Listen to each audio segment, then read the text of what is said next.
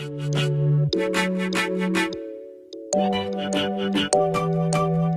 everyone, and welcome to the BWIB interview series. So today I have Colette here today, and we're going to be interviewing her, chatting her up, getting to learn more about the finance industry and her career path, as well as just her impact on BWIB and how that's shown up in her professional life. So without further ado, I'm going to ask Colette, can you give us a brief introduction of yourself, maybe just like your year, major, any activities, stuff like that. Yeah, sure. First of all, hi everyone that's not in the Zoom meeting right now, but will hopefully watch this. I'm Colette. I'm a junior right now. I'm majoring in business, but I'm minoring in political economy and data science. And in BWIB, I'm the external VP right now. And I think, as I'll talk about later, BWIB has shaped me in basically every way. And almost every decision I've made has been a product of something that happened in BWIB. So I'm always really excited to talk about it. Oh my gosh, awesome. Yeah. So we'll like kind of move into that. So you're in with Berkeley Women in Business for those who are watching and don't know. And also you're in Phoenix Consulting Group. And we'll talk about this later, but you kind of like pivoted your career towards a finance, like the finance industry. So how do you think that these clubs have helped you develop professionally and personally, and maybe even like shaped your path to finance? Yeah, I think first of all, just starting with Bwib. Bwib is the reason I found out about Phoenix. My VP at the time, who her name is Nipur, shout out to you. She actually told me, I know you're really interested in healthcare and there's a lot of consulting clubs on campus. So why don't you just try out for one of them, just go talk to them, see if it's something you're interested in. And I went from someone who didn't know anything about the consulting club, world at Berkeley to actually trying out for Phoenix, talking to everyone, and then joining the club. So that's where I like found out about healthcare consulting. But once I joined the club, I was able to go between people in Phoenix and WIB and just hear about their experiences, whether they were in finance or consulting, and try to understand if I wanted to be in the healthcare industry, which one of those areas would be best for me. So at the end of the day, I realized that finance would be better. And that was just after a careers in finance presentation that Diksha Chaturvedi, our old president, gave. Because after hearing that, I was like, okay, well, I understand nothing about investment banking at all. So can you just tell me what I would need to do to learn more about it? Because I don't know if it's a good fit. So she just gave me a few resources and I did a lot of independent research, like what is the stock market? And very, very basic questions like that. Until I got to a point where I realized, wow, finance is an amazing world. And I think I actually want to try to get into that. Yeah, and so like you've in the past summer you interned at Citi, and in the future you're going to be interning at Goldman. So obviously like you talked a little bit about how you became interested in finance. How like is there a certain sector that you want to go into? You mentioned healthcare, and like have you been able to like pursue those goals in the internships that you've had? Yeah, I think every internship I've done in very different industries, the only thing that's connected them is that they've been in healthcare. So when I got to Berkeley, I was like, I really want to be in healthcare, but I have no idea where I fit in that area. So I started off with like healthcare marketing internships, healthcare operations, healthcare corporate finance externship. And then from those, I was like, okay, let me just join a consulting group. And then I tried out healthcare consulting. And after all of those, I realized that finance was a nice balance of like, quantitative things and then non-quantitative things, such as, the strategy that is also present in consulting. So I feel like no matter what I was doing, healthcare was what I enjoyed most. So I feel like that's where I hope to be for my entire career. But, that's just what I think now. Hope maybe that might change. So. Yeah, awesome. And just disclaimer to everybody, I like sat in on Colette's finance like 101 presentation, and I knew I had to like interview her slash chat her up because I really liked your perspective on finance and how, you talked a little bit about how it's like you personally feel like a connection to it and how you can help so many like businesses. So I think that sometimes like it can be like misconstrued that finance is like I don't know, a scary industry to break into.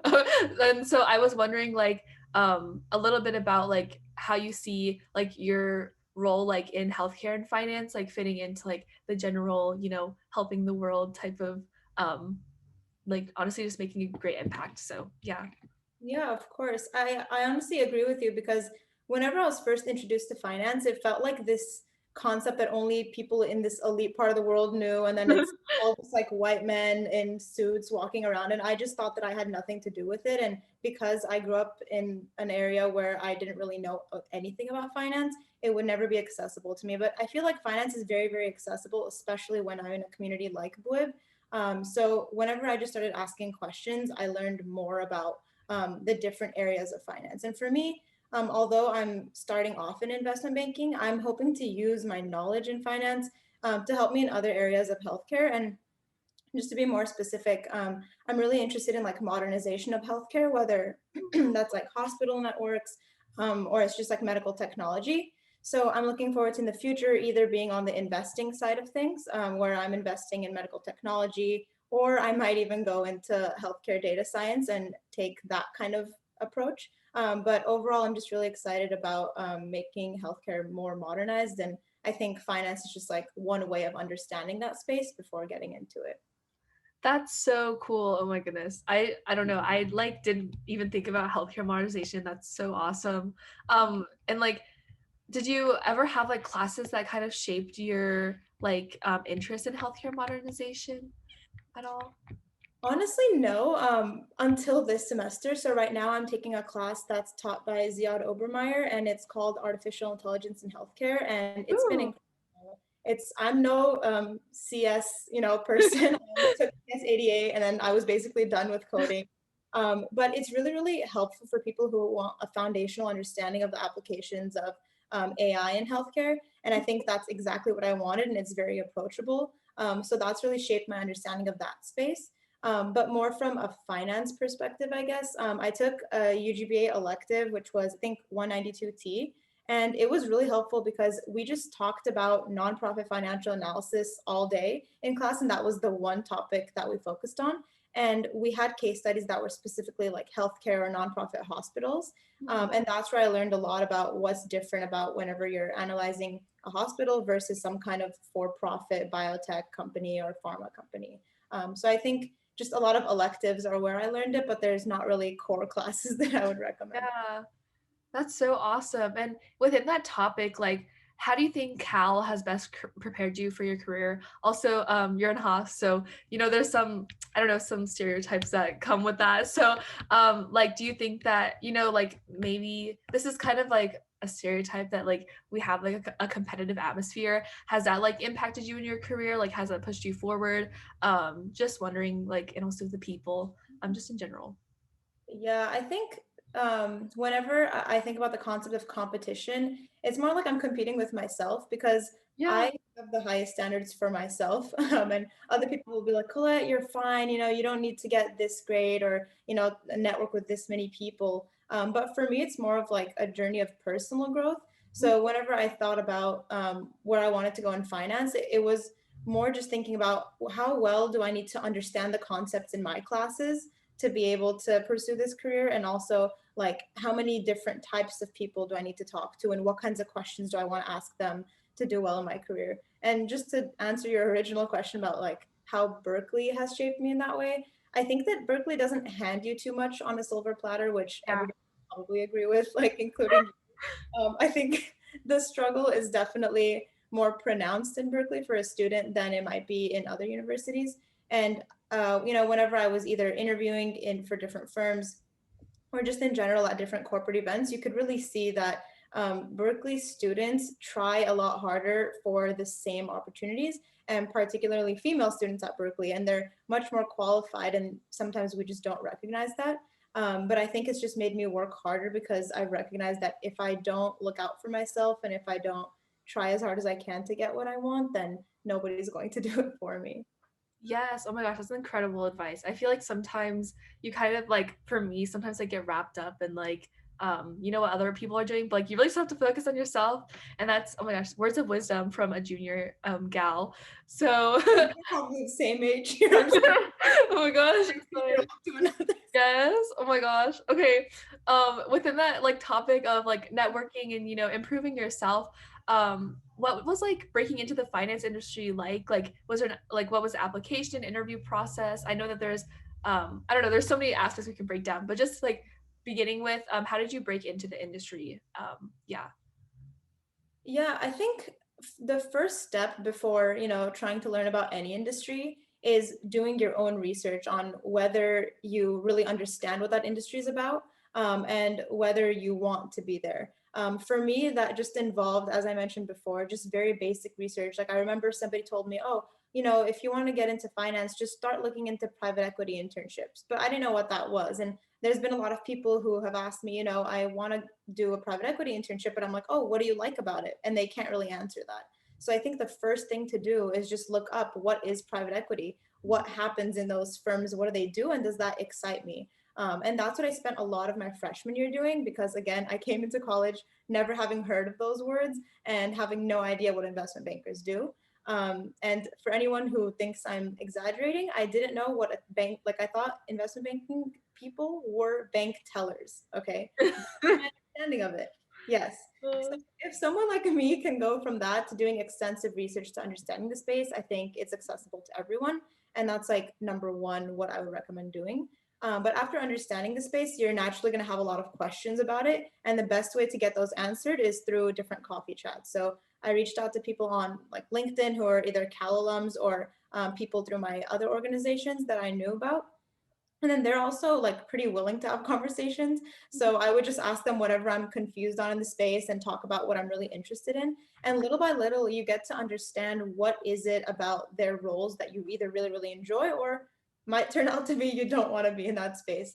But you never know until you start talking to people and asking them what their days are actually like. So for me, I think networking was the biggest way that I was able to get the internship opportunities, because for example, for Citi, it's a very formal program. The application was released in October, I believe, whenever I was a sophomore. And then for my sophomore summer, I was finished interviewing by the end of October. And that was just like Wow. very traditional first round. And then your super day where they fly you out to New York in non-COVID times. You interview there for a day, you sleep like 2 hours, and you get sent back. But that's like what it was for Citi. But then for my internship for junior summer, it was more of like informal, because any super day that I did get was through networking generally, and I didn't really have a higher view or a first round. And then the super day just happened after networking with different people. So I think if you convey your passion well enough, that is one thing that might happen. But more traditionally, it's like you apply in the spring or summer, or it's a very weird timeline, or sometimes end of summer, after your sophomore year for a junior summer internship. So it's like very accelerated, but banks spread it out. So my first interview that I ever did for junior summer was in mid-March, actually, of my sophomore year. And then the last one that I did, which was offer I ended up accepting, was in mid-June. So the recruitment process is like really drawn out, but it might be like either 2 interviews in 1 month and then nothing for the rest, or it varies. But I think regardless of what the timeline ends up looking like for you and the firms that you want to end up pursuing, networking is what you should be doing constantly. Not just to make the connections and have people say, oh, hey, I know her name, let's give her an interview, but also just to learn more about the space and make sure that you want to go into it and you are excited about it. That's so, oh my gosh, that's such good advice. I didn't even know that, networking could be like that powerful. I It have is like, I scary. like, and I was gonna ask, like, is there an application process, or was it more so like people referred you through networking?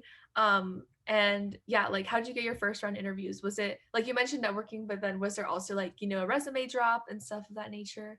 Yeah, so I think what would be most applicable to everyone is that your freshman year is the time where you go to a bunch of like diversity events, specifically for women, I mean, or if you identify with like LGBT communities, if you are Black, Hispanic, any of like the other minority groups. So I think that those really helped, shape my understanding of finance, and that's where they like immediately give you options to apply the next year. So they start contacting you and saying, "Oh, submit your application." But Mhm. for who either don't do those or find out they're interested in finance a little bit later, like into their sophomore year, I think that you just have to be really on the lookout for when applications are coming out, because they do happen at different times. But traditionally, the way it works is like you network first for about a month or so before you're going to apply to that position. And then it's usually just a resume drop. They don't ask for cover letters from what I've seen, but some smaller firms will ask for cover letters. And then after that process, the recruiter usually contacts you for either a hire view for the larger firms, or for some of the smaller firms, you don't even need to do a hire view. You get to talk to a person like right off the bat. So it just depends. In finance, there's a lot of variability. So I don't want to, say there's one Yeah. way of doing it. Mhm. But that's traditionally how it is. And you do like application, resume, and then your hire view, and then either another first round in person or a super day, and then offer or not. But for me, whenever I was recruiting, I was very, very lucky. And yes, it is partially luck. It's not just, I networked and it worked out. It is partially luck, that I never had to do a hire review. So I think if people can try to network as hard as you can, because someone like me who knew nothing about finance and didn't know anyone in the industry to contact, like I just started from scratch, and it just worked out. So networking is pretty powerful. That's awesome. And then I was gonna ask, what is a hire view? Because I actually don't know. Oh If yeah, sorry, I should have oh, clarified that. you're good. No worries. So higher view, I'm not sure if it's specific to finance or if consulting firms are also doing that too. But it's essentially the same thing as an interview, like what we're doing right now, one-on-one, except there's no person immediately on the other side asking those questions. Oh, Yeah, it's so like it'll a just be virtual. like prompts that are read out to you by some automated voice, and then you have two chances to record yourself. I know my anxiety did not do well the first time I tried. Oh That kind of God. motivated me to network harder because I knew the only way I would get over that is if I was able to network through. So yeah, but you do have two chances to record yourself with higher views.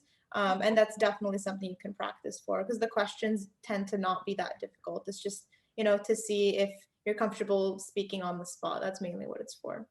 Okay, that makes sense. I was like, wait, I don't know if that's like a financial modeling thing, but No, yeah. no, no. I was like, wait. I've never been asked to build any financial model in an interview. Oh my That's not, God. they will not do that to you. Yeah, Obviously. within that topic of like financial modeling, like did you have like past experience? Because you obviously finance is a lot of quantitative work. So like what qualifications like did you have like coming in? Did you practice? I actually don't really know what financial modeling entails. Like did you practice like certain math things? Like I guess like what are you asked in like the interview process? Is it like math? Yeah, I actually have no idea. So this is me No, that's a learning fair too. question. Finance is notorious for just not telling people what's in the interviews. People Oh, just have to talk to people internally. No, I mean, like, for people who are trying to interview in the space, you already have people you can reach out to find out about, more traditionally what's in the interviews. But I think people who are outside of finance, it's like it's hard to understand what actually goes on during those interviews. yeah. But just to be fully transparent, I've actually never completely made like a DCF by myself, and I've actually never completely modeled an LBO or anything like that. And you don't need to do that. So there could be someone who is a history major or a major in art or something like that, and you could do just as well as someone like me who's a business major in these interviews. Because the interviews are more, the technical portions are more based on things like accounting, which you can teach yourself with the guides, because Berkeley doesn't let you take accounting before your junior year, which is too late if you're interviewing for banks. Um, but yeah, I think the part of the technical interviews which I would focus on is like the guides, which are, for me, I used like Breaking into Wall Street. And I think like Wall Street Oasis has one, but it's not as reliable as Breaking into Wall Street, which I based most of my studying off of. But it's nothing that people who are not a business major can't learn by themselves. Because it is a lot of just like sitting with the guides and me asking my little brother and my mom to just questions and Yeah. wait for me to answer them. So So it's accessible for like everyone, I would say. awesome. Yeah, I was gonna ask if there's any books that you like read. So Breaking into Wall Street, Wolf of Wall Street, just kidding. Yeah, Love it's Wall a Street. collection of different guides. And the WIB database has that for anyone interested. And if you can't find it, people can just contact me for sure. Awesome. And then I was gonna ask one thing that like I've heard is that finance has definitely a rep for a work-life balance being very intense to say the least. So I was wondering like did you like I know that you have interest in finance, and what like kind of pushed you over to like be like not okay, but like Yeah. like what motivates you to like take on that work, even though it's like so much. Yeah. I honestly contemplated that for a while before I officially decided to recruit for investment banking. But I think it was just the fact that this was the industry I knew would give me the most exposure to what I was interested in above all else. So I knew that the hours that I would be putting into this job, which I hope is true because I haven't, interned in banking yet. But the way I see it is like if I go in with a positive attitude and I know that I'm going to be learning the most out of any other career I could have as a 19-year-old, I would probably, it would probably be worth it. So for me, I'm hoping I agree with the statement after next summer, check back in with me. Yes. But I do think that it's a really great learning experience and the best way to understand the aspects of financial modeling, which I don't know right now, and I'm definitely going to learn over the summer, and also be better at professionalism, understand how to analyze companies in ways that I maybe haven't thought of now. And no other career would give me those opportunities in such a quantitative way. So I think all of those together just make me really excited about it because it is a cool space, especially with healthcare specific investment banking, because it just combines the two things that I think are most interesting. My gosh, that's so awesome. Okay, I feel like I learned so much this interview, and so I have one last question for sakes of times because Colette is a busy gal. So I was gonna ask, I'm also, I don't know, I need to do my homework, but it's fine. I was gonna ask, if you were like a freshman, like going back, what advice would you have for anybody like, you have like that slight interest in finance, or like they want to follow a path like you did, what would you tell your past self or anybody in, your freshman shoes? Yeah, I think I've probably said it a lot of times, but keep asking questions because if I didn't ask, even half as many questions, this everything would not have worked out the way I wanted. Everything that I learned has either been through my personal research of typing in questions on Google, talking to professionals about their experience, talking to different peers on campus about what they thought about each industry. And even the places I interned during the semester over the summer, my bosses, I just decided to make them my mentors and ask them a lot of questions. So that's where I learned a lot. And I also think that along with just understanding the space, you have to have a really, really good support system. And that's not just people who can say, you can do it in this interview, you got it, or, Yeah. keep studying, it'll be fine. It's people who can really take care of your mental health. And I found some of that through BWIB and some of that through my cultural organization. So I think with a support system, you can do anything, but without it, it's pretty difficult. So make sure to meet people who you trust, and to just keep asking a lot of questions. My gosh, this is good advice. I'm taking notes, guys. I love that. Um, awesome. Thank you so much, Colette, for chatting it up with me. I learned so much, like Yes. seriously. I don't know, I'm not like a huge finance person, and like I never really understood the industry, but after this interview and also the PowerPoint that she presented, which I don't know, maybe we'll try to get that on YouTube, but it's just so helpful. Thank you so much. Oh, of course. Thank you so much. Yay, of course. And then I am going to sign off now, but subscribe to the Blib YouTube channel, everybody. We have like not that many subscribers, so everybody Shameless plug. yes, shameless plug, and follow us on Instagram. And yeah, yay. Okay, but thank you so much for watching, everybody. And we will be back with more interviews. We'll probably be interviewing Ria Meda next, so everybody be on the lookout. But thank you, Colette, and we'll see you in the next interview. Bye.